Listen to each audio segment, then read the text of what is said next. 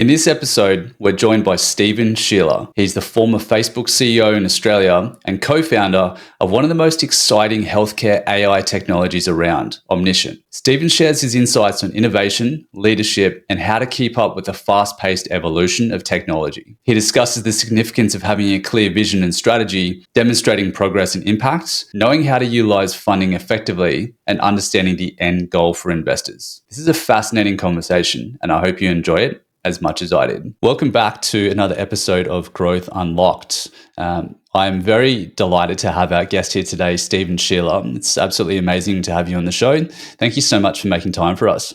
Good to be here. Awesome. Well, yeah, really looking forward to our conversation today and picking your brains about a few different things, particularly when it comes to AI, technology, leadership, and innovation. So, first question is reflecting back on your journey from the earlier days of Facebook CEO in Australia and New Zealand, now to your current role as the CEO of Omniscient. How have your views on innovation and leadership evolved in the fast-paced environment that we operate in? Yeah, my career goes back a long time. I'm in my late 50s now, and I started working, it's back in the 90s, really late 80s, 90s. And, I can remember the pace of how things changed was just so slow. I mean, it was the internet. I remember the day the internet came to our office, right? It was, I can remember that moment. And only one person in the office had access to the internet. You had to go and ask them to do a search for it. That's how primitive it was.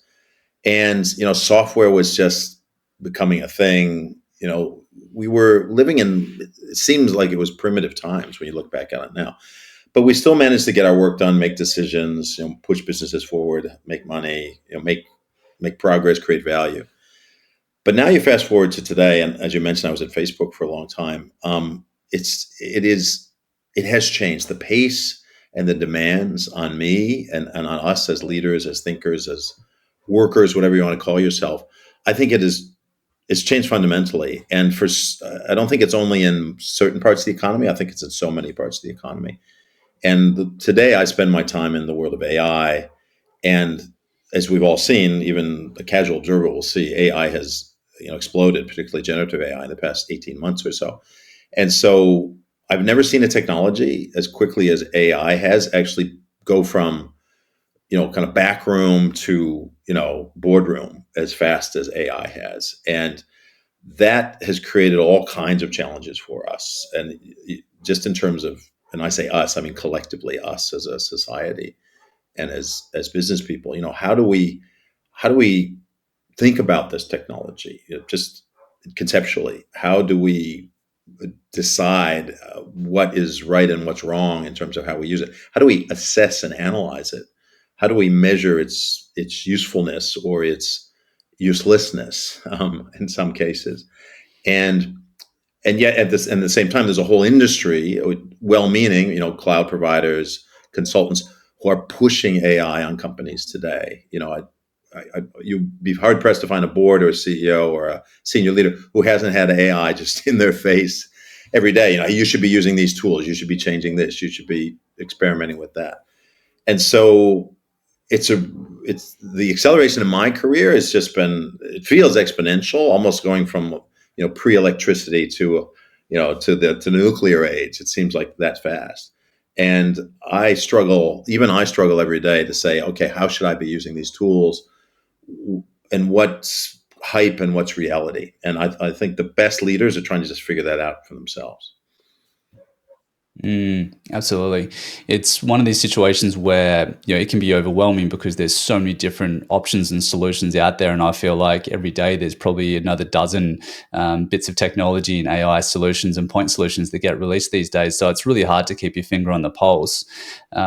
With that being said, I mean, what kind of advice would you give to, say, like a founder or business leader when they're considering all those different options out there? Is there a sort of framework or a kind of thinking process that you could go through around understanding, how to make a selection when it comes to technology? I think the thing we shouldn't lose sight of is that AI is just another tool, right? It is an input. It's a resource. It's another tool. Forget about the magic or the potential magic of what it can do. It's another tool. And so what do you do when new tools present themselves for your business? you work out, well, what do we try to do for our customers? What's the value that we create? And you should already know that. And so then you start to say, well, where can these new tools, how does that toolkit work in terms of adding value to those customers or to those processes that lead to a customer output? And so it's really no different than any other tool or resource or input that you would think about in terms of putting it into your business. And the key in understanding a new technology for me, it's always been, is using it. It's just piloting stuff, using stuff, and using it yourself. I mean, it's easy, I think, to say, hey, we'll run a project, we'll have a team assessing things. And I see this with boards of directors particularly, who just aren't close enough to technology to understand how it works.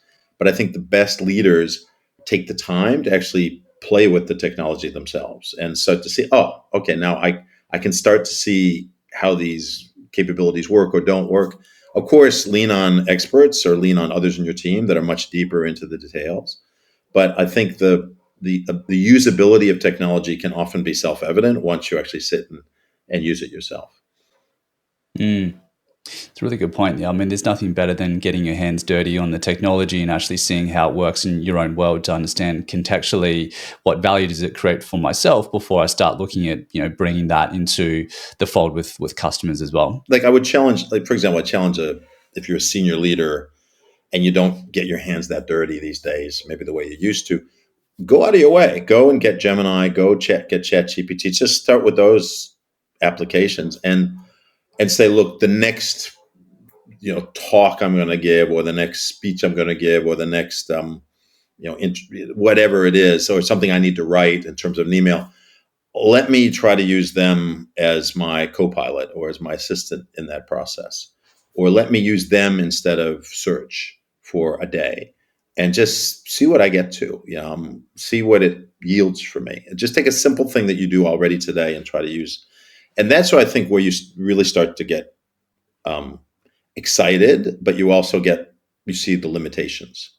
And that's just one example of general generative AI. There's many more specific, agents now that are being built. But unless you even do that, you really aren't going to have a sense of what these technologies can do. You're just going to be told by somebody else, and that is just not acceptable today when these technologies are so accessible. That's a great point. So, speaking of applications of AI, Omniscient has been doing some pretty incredible things in that AI healthcare space. More specifically, the use of it to provide, I guess, what you would call hyper-personalised brain care. I'd love to hear your thoughts on how we might see the evolution of AI from where it is today. You spoke about generative AI.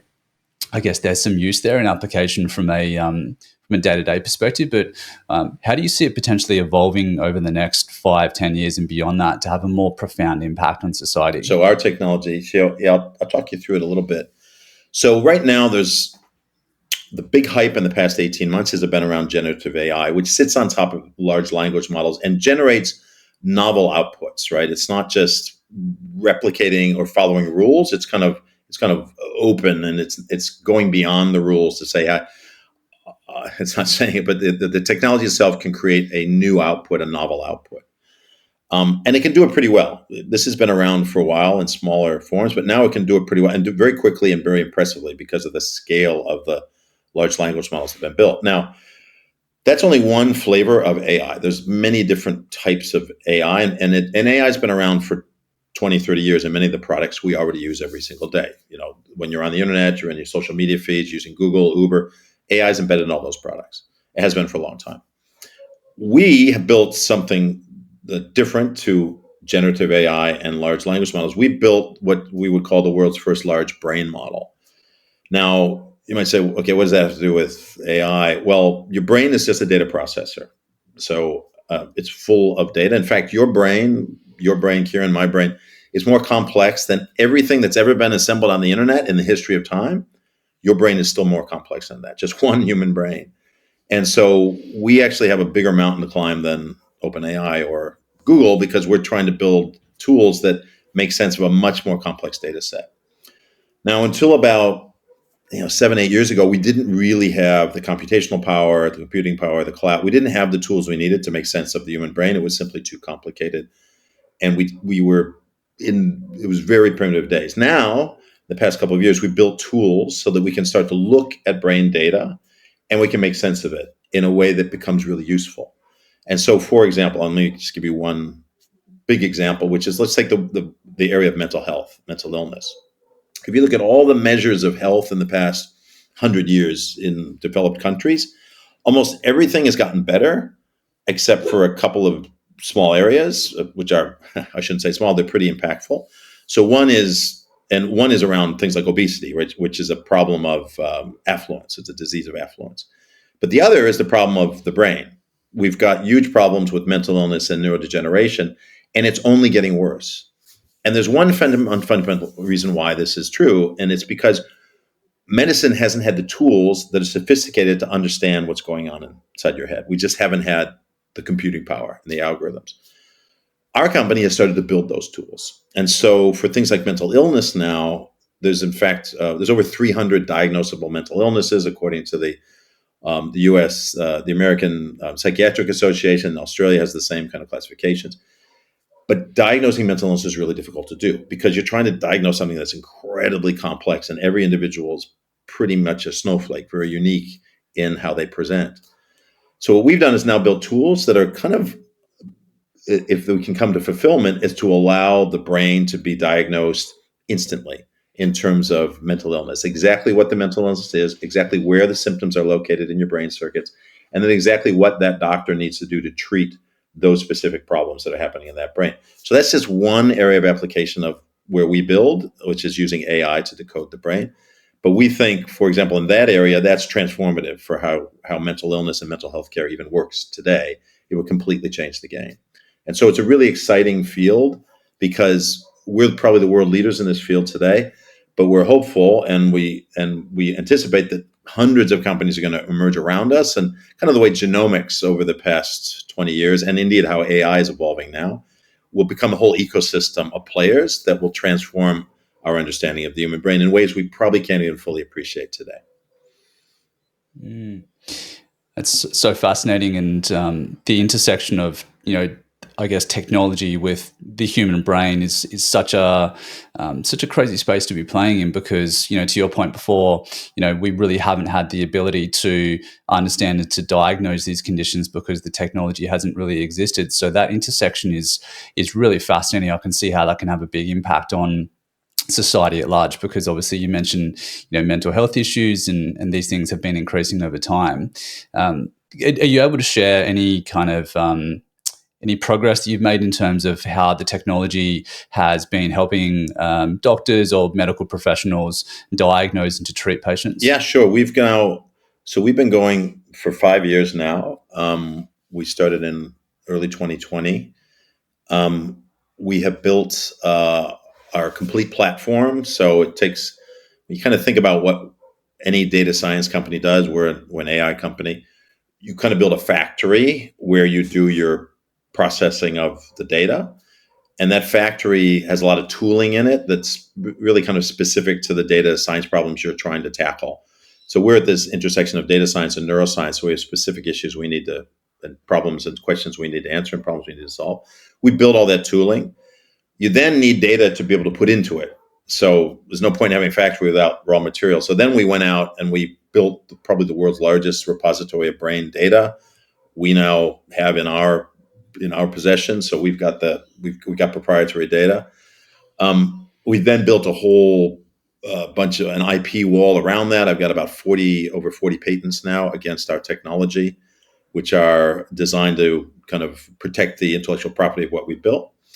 And so then after doing all that, we started to build applications on top. So the first applications we've now built are for neurosurgery, neurology, stroke, mental health. And we've started to push those into the US market particularly. We don't really focus on Australia. And we've got about 200 big hospitals now. We're in the world of building the world of healthcare. We're starting the world of healthcare. So we built now into about 200 hospitals. But some of the biggest names in the US, like Johns Hopkins, Mayo Clinic, University of Pennsylvania, Stanford, these are the kind of places that are using our technology. And they're using it to do a whole bunch of things now across the kind of brain care spectrum. everything from diagnosis to treatment targeting to treatment response that we're now starting to use for things like neurosurgery, stroke, mental health, brain injury, diseases of consciousness like coma. And so every one of those doctors, and if some of the listeners will know, if you've ever even had chronic pain or somebody in your family has had a brain issue, they see a specific doctor, right? They don't go to see a brain doctor. There's no such thing. They see a neurologist. They see a stroke specialist. They see a neuropsychiatrist. They see a neurosurgeon who specializes in certain type of brain tumor. Well, each one of those doctors has specific questions that they need answered about the brain that they're dealing with. And so we're building tools now to answer those questions for those doctors at the point that they need the answer. And in some cases, it might be a diagnostic question. Hey, does this person have, this disease or not? In some cases, it might be where the symptoms located inside the brain? What circuits are causing these symptoms? In some cases, it might be how do we target the right therapies to address those symptoms and hit those specific targets, those circuits in the brain.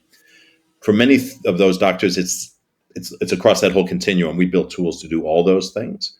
And so now our job is to continue to build that out and to drive into hundreds, thousands, millions of hospitals, clinics, even general practitioners.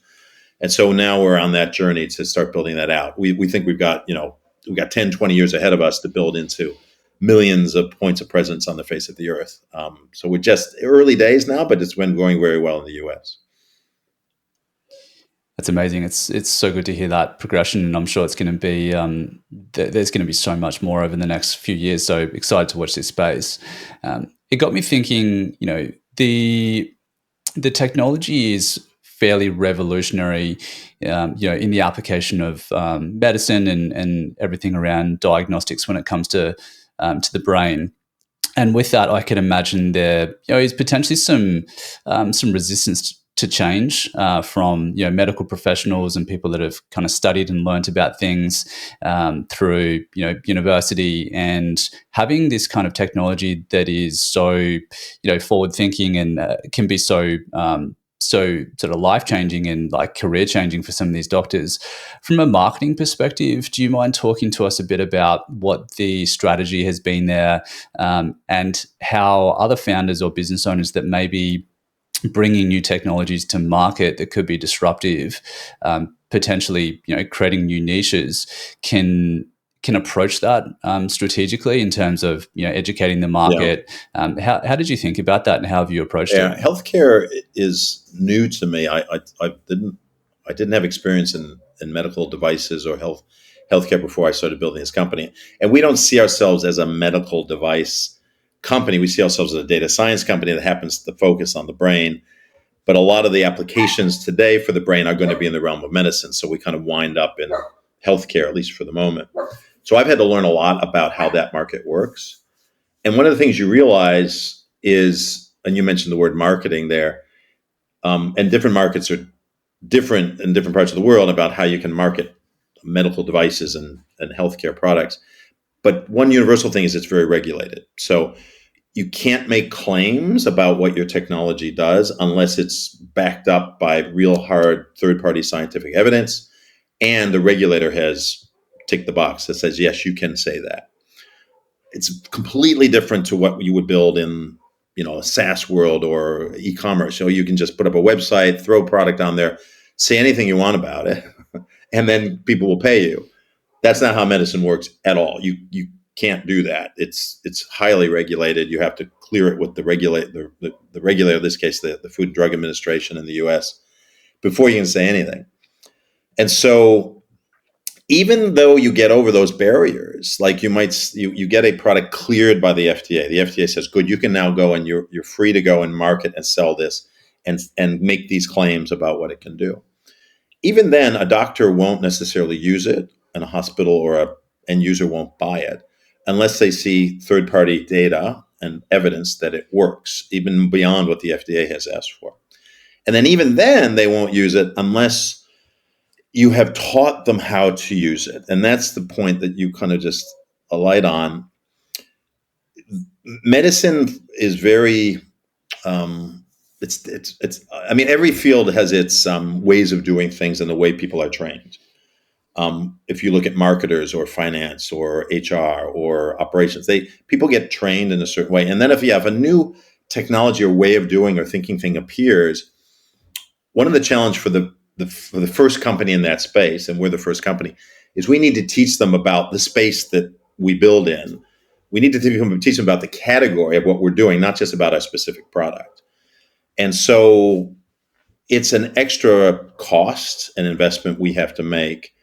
The field that we build in, technically, it's a field of neuroscience called connectomics, which is using AI to decode the brain. You've heard of genomics. This is another omics, and it's the connection. It's the mapping of the connections of the human brain. So it's a field of neuroscience that's been around before us, but you'll find that many neuroscientists, and particularly more mainstream doctors, have never heard of connectomics. They don't know what it is, and connectomics maps networks in the human brain that even people with a PhD in neuroscience or a world-class neurosurgeon will never have heard of these networks. They weren't trained. When they went to university 20 years ago, this field was unknown. So they didn't learn about these networks. And so when we walk in the door and say, hey, there's all these networks in the brain that you need to know about in order to do your job properly as a doctor, you can get a lot of disbelief or I don't believe it. I need real evidence before I start listening to you. Or I'm interested, but I don't understand how this works. So you need to teach me. So we spend a lot of our money and time on what we would call medical education, which is teaching neurosurgeons, neurologists, mental health professionals about what connectomics is as a field, what AI is and how it applies to the brain, and then what are the so whats of all of that, even before they start using our software. It's just like we have to educate them on the field. Now, what I'd say about, you asked a broader question, like how would we explain to others? I went through the same thing in a way when I was at Facebook, in that we were going out and trying to sell social media to marketers, right? Remember, there's two sides of social media. There's the users, you and me, who go on and share our photos and connect with other people. But then there's the advertisers who are, that's where Facebook and social media make all their money. And I can remember the early days we would go out and try to sell Facebook to advertisers, and they didn't understand what it was. They didn't understand how it worked. They didn't understand how to measure it. They didn't understand how to get the most out of it. And that took several years, and it took a lot of investment on the part of us and other social media platforms to educate marketers about social media. Because if they don't understand what social media is, they're not going to buy your product. And so we have the same problem. If they don't understand what connectomics is, they're not going to buy our product. And I think this is going to be common to I'm not the only one who's had to deal with this, but there's a lot of technologies, when you build them and they're so novel, I think the entrepreneurs and the founders building, they don't realize how much education you need to invest in to shift the understanding of your customers before they even buy. Now, of course, you putting that investment in is good, but it also means any competitor coming along doesn't have to put that investment in if you've already paved the way. And so it can be that's why sometimes being the second in the market can be better than being the first, because the first guy educates everybody about the general area, and then the second guy just comes and converts all the deals with a better product. Now, we have built a wall of IP around us, and we think we have a killer product to try to mitigate that, but we're very aware that a lot of our money goes just to educating people about what this space is. And I think that's something that a lot of entrepreneurs underestimate. It takes a lot of investment when you're the first one in the market. Yeah, there's so much there that I'd like to dig into. One of the questions I'd like to ask you there is sort of being the CEO of the company. Obviously, there's a bunch of different competing priorities. You probably have your team coming to you asking for things all the time. They've got ideas. They want to try go in certain directions.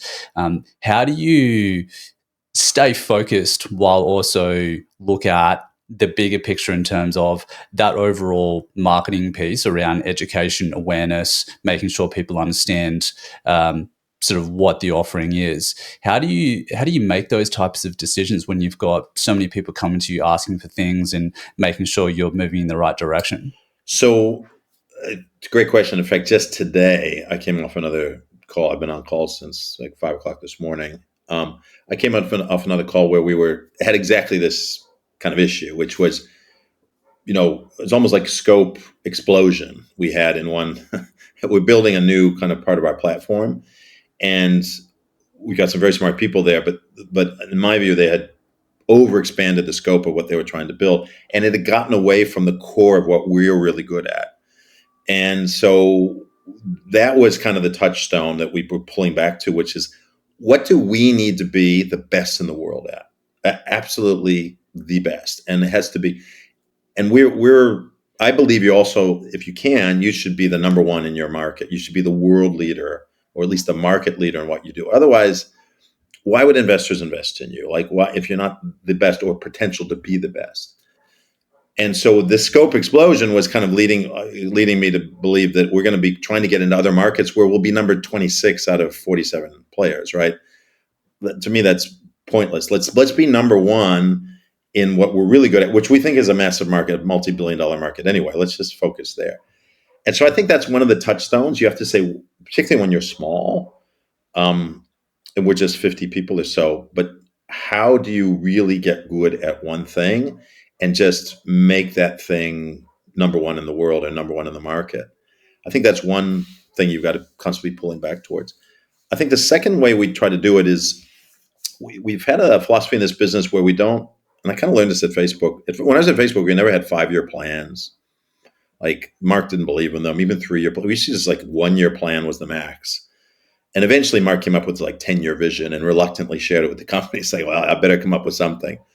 And that doesn't mean we didn't think longer term, but it meant that we would always just think, what's the next rung on the ladder, right? You need to have a longer term vision. I get it, but you can spend a lot of time planning on a 5-year plan, and everything's going to change before you get there. So it's better almost to have a North Star, a vision, and a mission, and then kind of just build a path to each rung.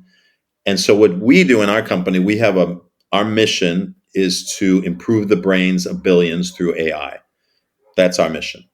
And there's another way we kind of call it to improve the lives of billions through connectomics. If we kind of have two different ways of saying it, but it's basically the same thing. And so our goal is to get our tools into the hands of whoever it is, individuals who own their brains, doctors, doesn't matter, but wherever the brain can be made better, healthier, or even just made better at what it does, our tools should be there.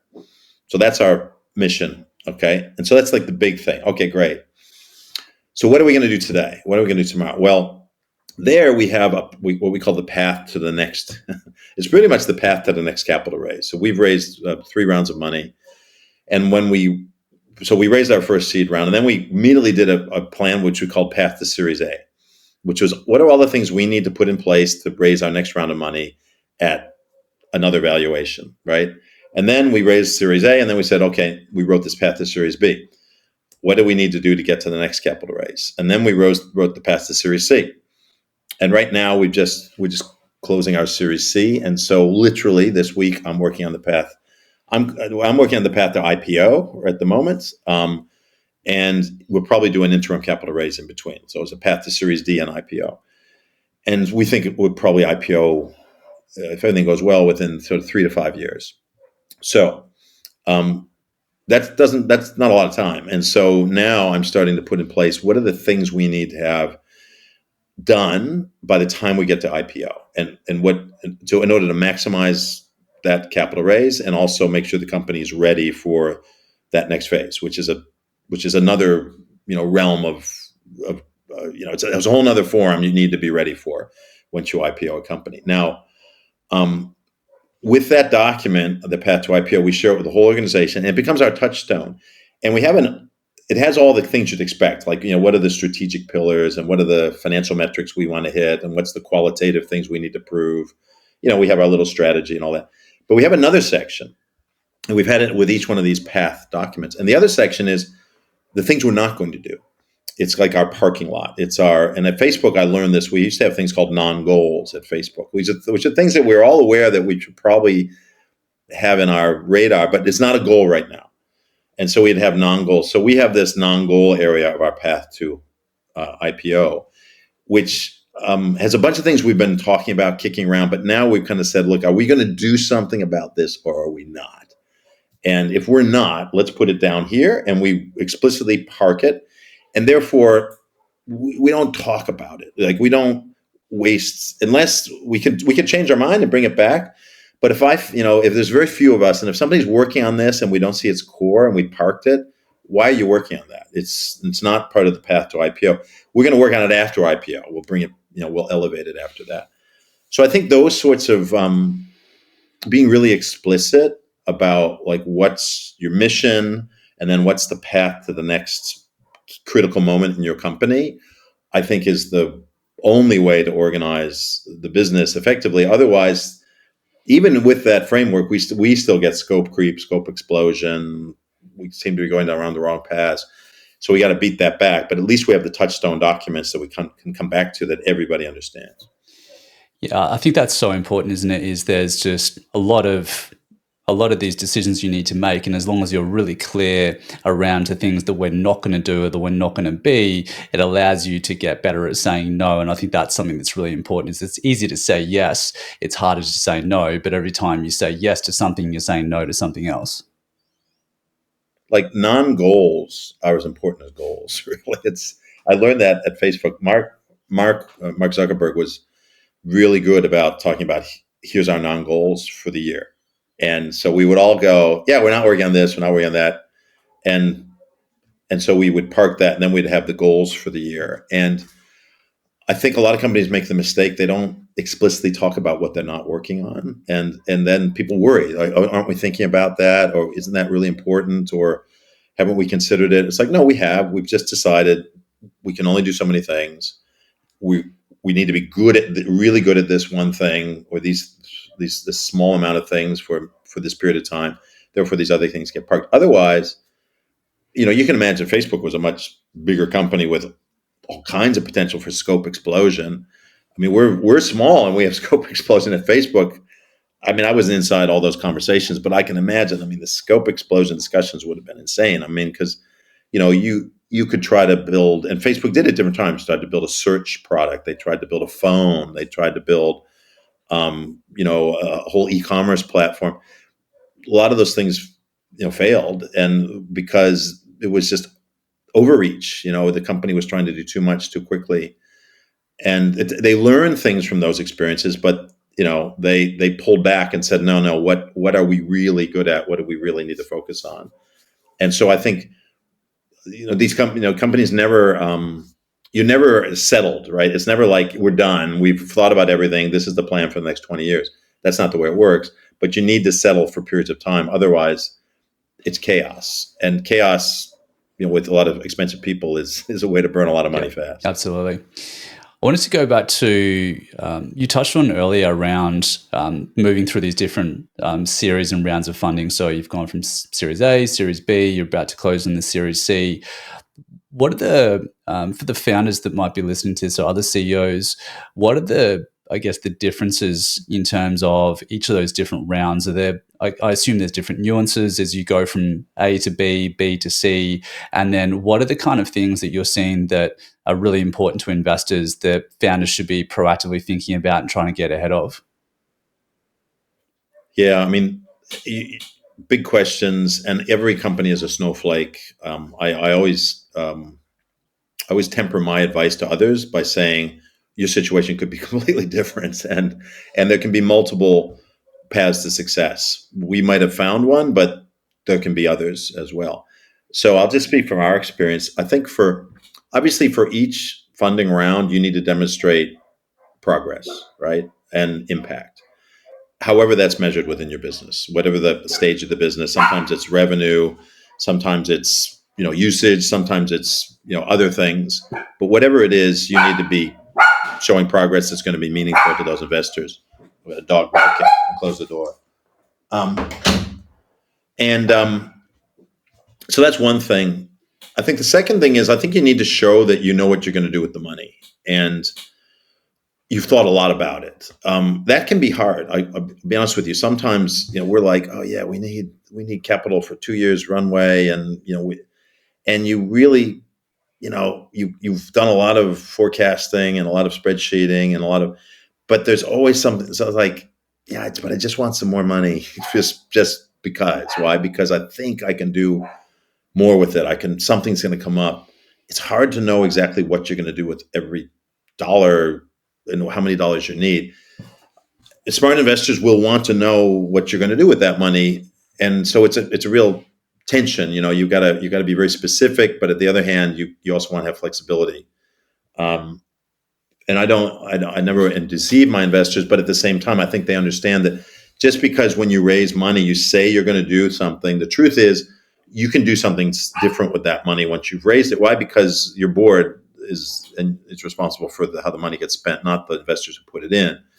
And so you need to have that reality that, we may need to be flexible here. Other opportunities may present themselves, or we may discover that the thing we raise the money to do is not where we want to invest it. We want to invest it somewhere else. So you need to have that pragmatism. So those two things. One is, showing progress, and two is knowing what you're going to do with the capital you're going to raise. And I suppose the third thing is you need to show everyone wants to know what the exit is. Where's this all going to end up? And so having done work, you should have done work on your market in terms of, is it an acquisition? Are you going to sell yourself to somebody? Are you going to list the company? What's the most likely way you're going to create value and exit the value for the investors? They're going to want to know that, and they're going to know that you've thought a lot about it, that you're not just hoping to do something, you really thought deeply about it. For sure. So you're essentially working with the end in mind, kind of working backwards from that point in time. Yeah, and that can be hard, again, with really fast changing technologies that, for example, let's take the generative AI boom going on right now. A lot of these companies, I've seen some of the pitch decks, they all have the same answer, which is I'm going to get bought by big tech, right? Like Google, Meta, Microsoft, they're going to buy me. But when you go through hundreds of those pitch decks, they're not all going to get bought by the, it's not going to happen, right? There'll be a small number of them that might get acquired, but most of them won't. And so if that's your only answer, I remember you're building tools and products that probably big tech are building themselves or can build themselves. And so if you, as an AI startup, I'm just looking at AI, don't have any proprietary data, don't have any defensible IP, and don't have any really sticky installed customer base, why would Google waste their money on you other than an acqui-hire maybe? They want your engineers. And look, that's a strategy. But I think, at least in the world of generative AI right now, I think we're coming into a cold splash of reality, which is a lot of these companies are going to fail because they have no proprietary data, they have no protected IP, they have no installed sticky customer base, and there's no reason somebody's going to buy them because they can just replicate what they already do. So that's something I'm very aware of. That's why we built a wall of IP around us. We have a very sticky customer base. We have 100% retention. We've never had a customer churn. And we own the world's best repository of brain data. It's our proprietary data. So we have all these moats built around us in the world of AI, which actually most AI companies don't. So we don't have. I love that concept of a moat, and I think it's one of these things that's so important for a business, but a lot of businesses actually overlook how to build that and how to execute on it and how to create sort of defensible business models. So it's such a great point. So moving on to our last question, Stephen, I guess to round things out, what practical steps would you recommend to leaders or founders that are looking to unlock growth in their business, particularly if they feel that they may be lagging in the digital transformation journey? Another big question. Growth. I've worked in tech. I've worked in startup tech. I've worked in big tech, and I've worked in just mainstream corporates. Right. I've never worked in government. That's probably the only place I haven't spent a lot of time. But in all those companies, growth and profitability are the two most important things. Right. That's it. Now, sometimes its profitability is the thing you're optimizing for. Sometimes it's growth, depending on the type of company and the stage it's in, et cetera. And I've worked for companies where, if you eked out 3% growth a year, everybody was excited, whereas now the business I'm in, if we're not hitting 200, 300% year-on-year growth, it's a disappointment. So it's different horses for courses. Um, in terms of like eking out, or so it depends on which company you are in terms of where that growth is going to be. Is look at your customers and really understand what are their needs. Everything comes from customer need, right? And there's a finite amount of money to go around in the world. Every market has its dynamics, and I find even with me, I'll be honest with you. I feel like I don't understand my customers well enough. I've always felt that, always.